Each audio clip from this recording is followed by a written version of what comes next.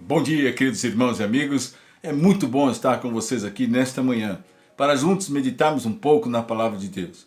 Minha oração nesse tempo é que este pequeno momento sirva para inspiração e motivação e traga na tua vida curiosidade para aprender, para conhecer mais a Jesus Cristo, o Senhor, para experimentar o seu poder. Talvez você aprendeu que Jesus é uma fonte de energia. Talvez você aprendeu que Jesus, em espírito, está lá no céu. E estas coisas para você são muito vagas, são muito distantes. Então eu quero convidar você a ler a Bíblia, a conhecer, a experimentar graça, a misericórdia e a compaixão do Senhor. Uma força que não é humana, um poder que não é naturalmente humano da natureza, mas é sobrenatural porque procede de Deus.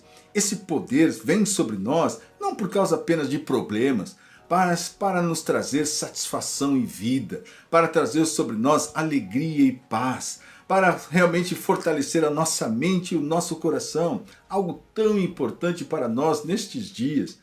Quero convidar você a ganhar conhecimento, a abrir a Bíblia, a comprar uma Bíblia, a buscar uma palavra, para que você possa entender melhor quem é Deus e a sua obra de redenção através de seu Filho Jesus. E nós estamos vendo nestes dias a formação da igreja. Estamos falando sobre Paulo, não é? A sua prisão, o momento em que ele estava se encaminhando para ser julgado pelo imperador César, lá em Roma, não é? E o que estava acontecendo nesse tempo. Paulo ainda continuava preso em Cesareia, não é? E então, nesse momento aqui, nós vamos ver quando Festo expõe ao rei Agripa, que rei Agripa era filho do rei Herodes, não é? Ele expõe para Agripa a situação, o caso de Paulo. Então nós vemos aqui no capítulo 25, do verso 13 até o verso 27. Está escrito: passados alguns dias, o rei Agripa e Berenice, sua esposa, chegaram a Cesareia, a fim de saudar a Festo, o governador. Como se demorassem ali alguns dias, Festo expôs ao rei o caso de Paulo, dizendo: Félix deixou preso aqui certo homem, a respeito de quem os principais sacerdotes e os anciãos dos judeus apresentaram queixa, estando eu em Jerusalém pedindo que o condenasse. A eles respondi que não é costume dos romanos condenar quem quer que seja, sem que o acusado tenha presentes os seus acusadores e possa defender-se da acusação. Mas, havendo Paulo apelado para que ficasse em custódia para o julgamento de César, ordenei que o acusado continuasse detido, até que o enviasse a César. Então o rei Agripa disse a Festo: eu também gostaria de ouvir este homem. Amanhã, respondeu ele, o ouvirás.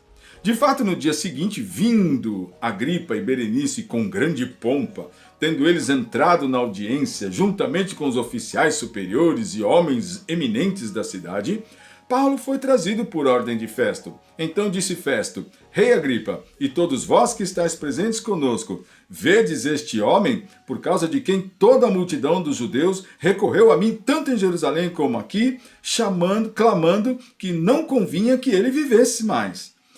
Porém eu achei que ele nada praticara passível de morte. Entretanto, tendo ele apelado para o imperador, resolvi mandá-lo ao imperador. Contudo, a respeito dele, nada tenho de positivo que escreva ao soberano. Por isso, eu o trouxe à vossa presença.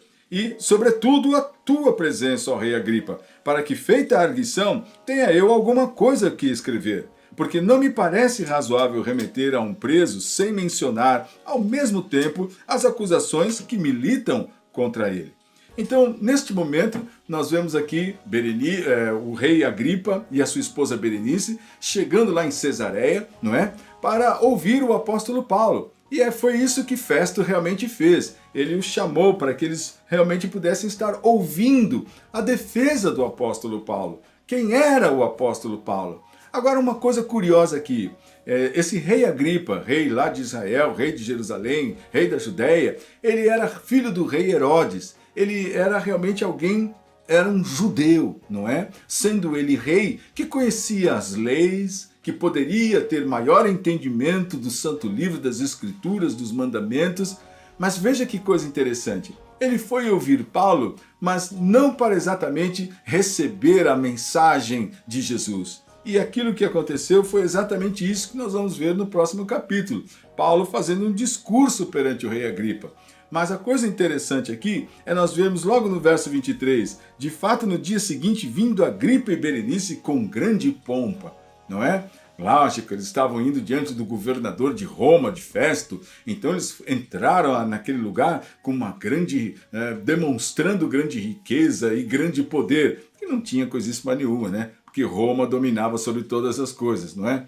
Mas é claro, eles estavam ali, de uma certa forma, tendo uma atitude política. E Festo também, com certeza, não é? E Festo, inclusive, diz isso. Eu realmente vou enviá-lo para Roma, mas estou trazendo ele aqui para que ele possa falar diante de ti, ó rei Agripa, porque não me parece razoável remeter um preso sem mencionar ao mesmo tempo as acusações que militam contra ele. Então, o próprio governador Festo queria ouvir as palavras de Paulo e as acusações que todos estavam fazendo contra ele, para que ele pudesse escrever a carta para o imperador César, não é? Para que ele então pudesse ter como julgar o apóstolo Paulo.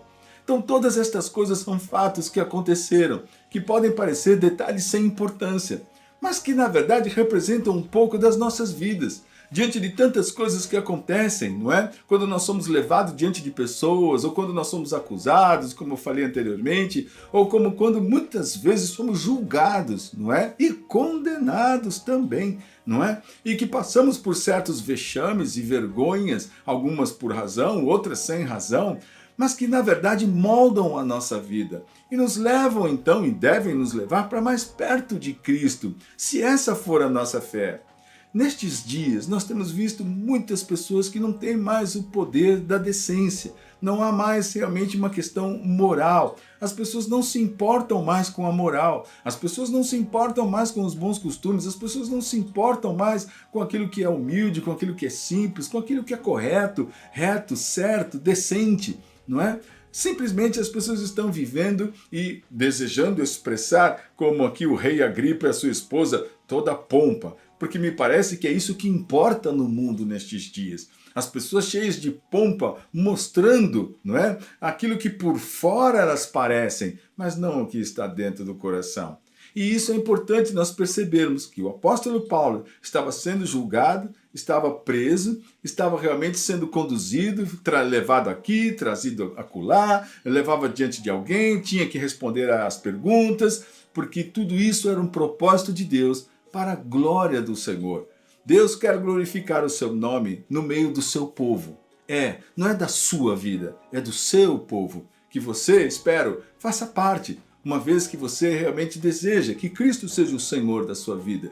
Se você deseja isso, peça que Jesus entre no seu coração, para que você possa cada vez mais estar disposto e disponível a servi-lo e ser usado realmente para a glória do seu nome. Isto tem um peso eterno, um peso de eternidade na presença de Deus, o que é muito diferente de uma eternidade no inferno, de uma eternidade realmente na condenação. Então abra o seu entendimento nestes dias, para ver o que tem dominado a sua vida, o que realmente tem orientado as suas atitudes, para que você não se pegue realmente andando como os homens do mundo, perdidos nos seus sentimentos e sensações humanas, mas que você possa realmente, mesmo diante das dificuldades, continuar e se posicionar servindo a Cristo e sendo um homem, uma mulher de Deus. Que o Senhor te abençoe e que você fique firme.